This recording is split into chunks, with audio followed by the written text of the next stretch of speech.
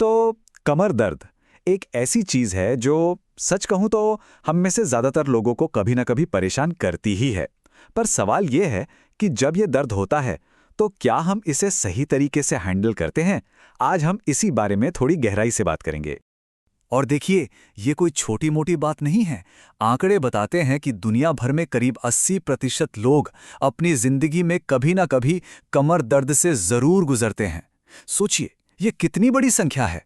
तो फिर असली पहेली क्या है? पहेली ये है कि जब दर्द होता है तो हम फौरन कुछ घरेलू नुस्खे या सुने सुनाए इलाज आजमाते हैं, और कई बार यही इलाज फायदे की जगह नुकसान कर जाते हैं। मतलब प्रॉब्लम को ठीक करने के बजाय और भी ज्यादा बिगाड़ देते हैं। चलिए, तो सबसे पहले उन 3 सबसे बड़ी गलतियों पर नजर डालते हैं जो कमर दर्द के मामले में अक्सर लोग कर बैठते हैं।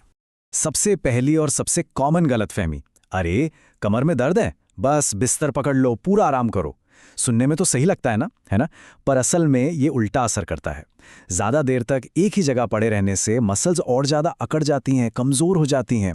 जबकि हकीकत ये है कि हल्का फुल्का मूवमेंट, थोड़ा चलना फिरना ब्लड सर्कुलेशन को बेहतर बनाता है और ठीक होने में मदद करता है। अच्छा, अब दूसरी गलती, ये काफी दिलचस्प है। होता क्या है, जहां दर्द हो रहा होता है हम ठीक उसी जगह की एक्सरसाइज करने लगते हैं, ये सोचकर कि इससे आराम मिलेगा। पर इससे होता यह है कि उस जगह पर स्ट्रेस और भी बढ़ जाता है। असली खेल कहीं और है। समाधान है अपनी कोर मसल्स को मजबूत करने में। ये वो मसल्स हैं जो हमारी रीढ़ की हड्डी को सपोर्ट देती हैं। और ऐसा क्यों? क्योंकि कभी कभी दर्द हमें धोखा देता है। प्रॉब्लम कहीं और होती है और महसूस कहीं और होता है। मेडिकल भाषा में इसे रेफर्ड पेन कहते हैं। मतलब हो सकता है आपकी रीढ़ की हड्डी की डिस्क में कोई दिक्कत हो, पर दर्द आपको अपने कूल्हों या पैरों में महसूस हो रहा हो। है ना अजीब? और तीसरी गलती, ये हम सब करते हैं। वो जो शुरू में हल्की सी चुभन होती है ना, उसे हम नजरअंदाज कर देते हैं। अरे कुछ नहीं, अपने आप ठीक हो जाएगा। पर यही छोटी सी लापरवाही एक मामूली से मसल स्ट्रेन को एक क्रॉनिक यानी लंबी चलने वाली बीमारी में बदल सकती है। तो अब आते हैं सबसे जरूरी सवाल पर। कैसे पता चले कि ये दर्द मामूली है या फिर ये एक इमरजेंसी का सिग्नल है? ये फर्क समझना बहुत बहुत जरूरी है। तो आखिर वो कौन से रेड फ्लैग्स हैं, वो कौन से खतरे के निशान हैं जिन्हें देखकर हमें एक पल भी इंतजार नहीं करना चाहिए और सीधा डॉक्टर के पास जाना चाहिए?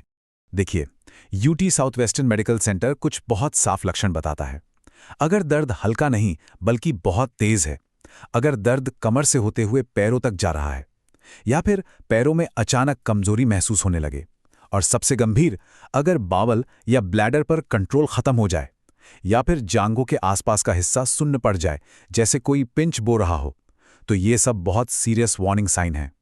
इन लक्षणों का मतलब हो सकता है कि कोई नस बहुत बुरी तरह दब गई है या कोई और बड़ी मेडिकल इमरजेंसी है।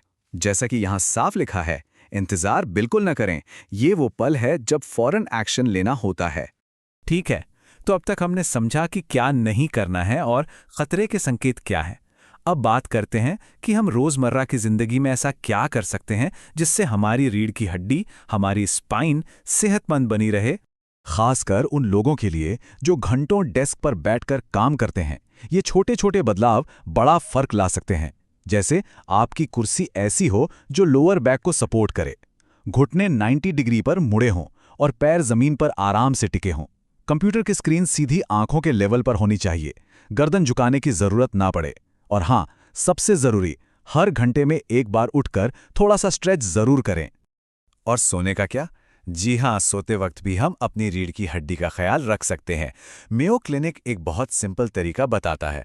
अगर आप करवट लेकर सोते हैं तो घुटनों के बीच एक तकिया रख लें। अगर पीठ के बल सोते हैं तो घुटनों के नीचे, और अगर पेट के बल सोने की आदत है तो एक तकिया अपने पेट और कूल्हों के नीचे रखें। इससे स्पाइन सीधी रहती है। क्या कभी सोचा है कि आपके जूते भी आपकी कमर के दुश्मन हो सकते हैं?